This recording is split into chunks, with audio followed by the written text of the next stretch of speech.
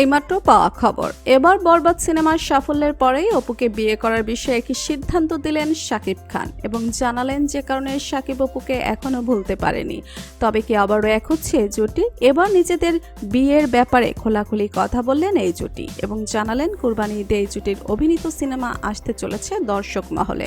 তাই তো এবার শাকিব অপুর বিয়ে নিয়ে নতুন তথ্য দিলেন সকলেই। বিস্তারিত জানতে হলে ভিডিওতে একটা লাইক দিয়ে ভিডিওটি না টেনে দেখতে থাকুন।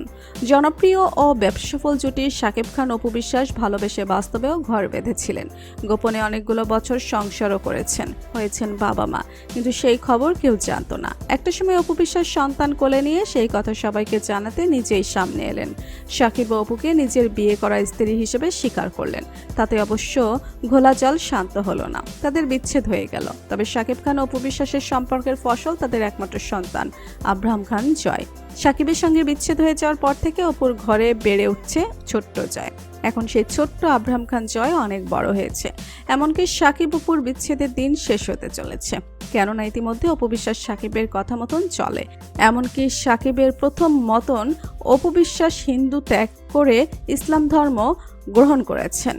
অপু বিশ্বাস থেকে হয়েছেন অপু ইসলাম এবং ছেলে আব্রাহাম খান জয়কে ইসলাম ধর্মের নিয়মকানুন মেনে বড় করছেন অপু। তাই তো অপু বিশ্বাস সব দিক থেকে শাকিব খানের মন জয় করে নিয়েছে। এমনকি শাকিবকে নিয়ে কোনো সময় কটূক্তিকর কথা বলেন না।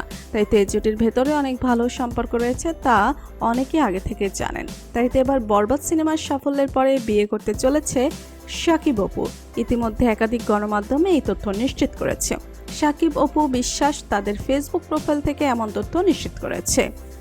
তাই তো বর্তমান সময়ে শাকিব ও অপুর বিয়ে নিয়ে রীতিমতন হইচই পড়েছে মিডিয়া পাড়াতে। তো বন্ধুরা, আপনারা কি চান শাকিব অপু বিয়ে করে আবারও একসাথে ঘর সংসার করুক? আর শাকিবের কথা মতন অপু বিশ্বাস কি ইসলাম ধর্ম গ্রহণ করে ঠিক কাজ করেছে? আর পৃথিবীর সবচাইতে সেরা ধর্ম, শ্রেষ্ঠ ধর্ম কোনটি, তা কমেন্ট করে অবশ্যই জানাবেন আমাদেরকে। ভিডিওটি ভালো লাগলে লাইক, কমেন্ট ও শেয়ার করতে ভুলবেন না।